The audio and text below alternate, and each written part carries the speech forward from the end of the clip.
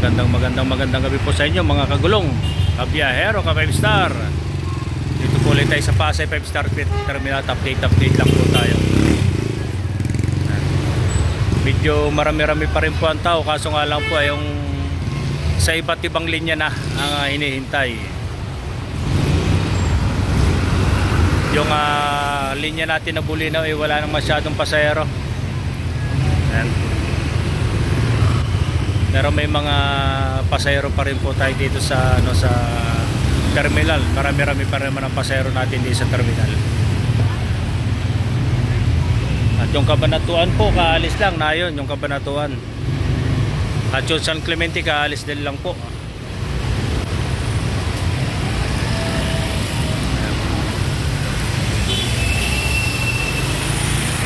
Tingnan natin yung mga nakapila na bus.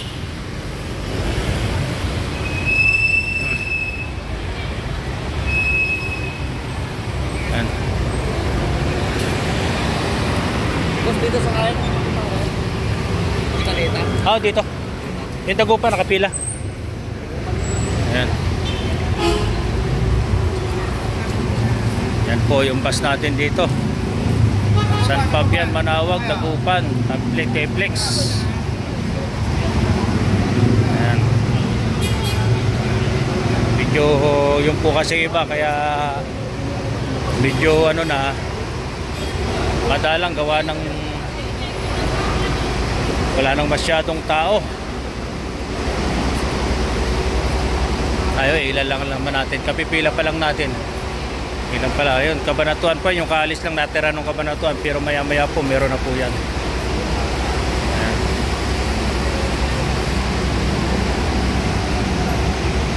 Ayan po, update lang po tayo dito sa Pasay na po. Update lang, at yun, hindi nga masyadong maraming pasahero ngayon. At ang alis lang natin na San Clemente, kasi yung pa San Clemente natin medyo napuno agad pagdating, standing. Ayan.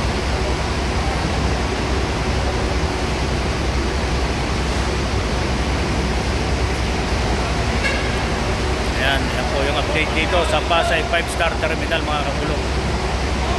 Sige po, kakapay, sumasayang paglalakbay.